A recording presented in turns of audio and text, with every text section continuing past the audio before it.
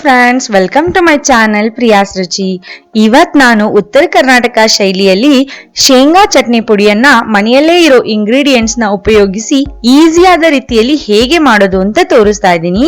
ಬನ್ನಿ ನೋಡ್ಕೊಳ್ಳೋಣ. ಮೊದಲಿಗೆ ನಾನು ಒಂದು ಕಡಾಯಿನ ತಗೊಂಡಿದ್ದೀನಿ. ಈ ಕಡಾಯಿಗೆ ನಾನು 200 ಗ್ರಾಮ್ ಅಷ್ಟು ಶೇಂಗಾ ಅಂದ್ರೆ ಕಡಲೆಕಾಯಿ ಬೀಜನ ನಾನು ಫ್ರೈ ಮಾಡ್ಕೊಳ್ತಾ ಇದ್ದೀನಿ. ಇದು 200 ಗ್ರಾಮ್ಸ್ ಅಷ್ಟು ಇದೆ. ಇದನ್ನ ನಾವು ಗ್ಯಾಸ್ ಮೀಡಿಯಂ ಫ್ಲೇಮ್ ನಲ್ಲಿ ಇಟ್ಕೊಂಡು ಚೆನ್ನಾಗಿ ಫ್ರೈ ಮಾಡ್ಕೊಳ್ಳೋಣ. ಇದನ್ನ 4 ರಿಂದ 5 ನಿಮಿಷಗಳ ಕಾಲ ನಾವು ಚೆನ್ನಾಗಿ ಫ್ರೈ ಮಾಡ್ಕೊಂಡ್ರೆ ಸಾಕು. ಇದು ನಮ್ಗೆ ಸ್ವಲ್ಪ ಗೋಲ್ಡನ್ ಬ್ರೌನ್ ಕಲರ್ ಬರೋವರೆಗೂ ನಾವು ಚೆನ್ನಾಗಿ ಫ್ರೈ ಮಾಡ್ಕೊಳ್ಳೋಣ. ನೋಡಿ, ಸ್ವಲ್ಪ ಕಲರ್ ಚೇಂಜ್ ಆಗ್ತಾ ಇದೆ.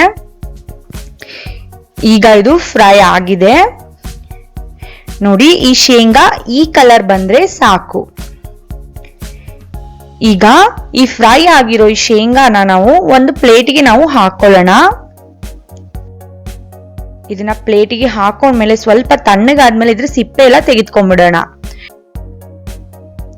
ನೋಡಿ, ಈ ಶೇಂಗಾದು ಸಿಪ್ಪೆ ಎಲ್ಲ ನಾನು ಚೆನ್ನಾಗಿ ತೆಗೆದು ಇಟ್ಕೊಂಡಿದೀನಿ. ಒಂದು ಮಿಕ್ಸರ್ ಜಾರ್ ತಗೊಂಡಿದ್ದೀನಿ. ಈ ಜಾರ್ಗೆ ನಾನು 2 ರಿಂದ 3 ಟೇಬಲ್ ಸ್ಪೂನ್ ಅಷ್ಟು ಸಣ್ಣದಾಗಿ ಹೆಚ್ಚಿಟ್ಕೊಂಡಿರುವಂತಹ ಒಣ ಕೊಬ್ಬರಿನ ಹಾಕೊಳ್ತಾ ಇದ್ದೀನಿ. ಈ ಒಣ ಕೊಬ್ಬರಿನ ನಾವು ರಫ್ ಆಗಿ ಒಂದ್ಸಲ ಗ್ರೈಂಡ್ ಮಾಡ್ಕೊಳ್ಳೋಣ. ನೋಡಿ, ಈ ರೀತಿಯಾಗಿ ಗ್ರೈಂಡ್ ಮಾಡ್ಕೊಂಡ್ರೆ ಸಾಕು. ಆಮೇಲೆ ಇದು ಶೇಂಗಾ ಜೊತೆ ಪೌಡರ್ ಆಗಲ್ಲ, ಅದಕ್ಕೆ ಮೊದಲೇ ಪೌಡರ್ ಮಾಡ್ಕೊಂಡಿದೀನಿ. ಈಗ ನಾನು ಇದಕ್ಕೆ ಫ್ರೈ ಮಾಡಿ ಇಟ್ಕೊಂಡಿರೋ ನಾನು ಶೇಂಗಾನ ನಾನು ಇದ್ರೊಳಗಡೆ ಹಾಕೊಳ್ತಾ ಇದ್ದೀನಿ. ಶೇಂಗಾ ಫ್ರೈ ಮಾಡಿರೋ ಶೇಂಗಾ ಹಾಕಿದ್ಮೇಲೆ 2 ಟೇಬಲ್ ಸ್ಪೂನ್ ಅಷ್ಟು ನಾನು ಬೆಳ್ಳುಳ್ಳಿನ ಕೂಡ ನಾನು ಇದ್ರೊಳಗಡೆ ಹಾಕೊಳ್ತಾ ಇದ್ದೀನಿ. 2 ಟೇಬಲ್ ಸ್ಪೂನ್ ಅಷ್ಟು ಅಚ್ಚ ಖಾರದ ಪುಡಿ ಕೂಡ ಹಾಕೊಳ್ತಾ ಇದ್ದೀನಿ.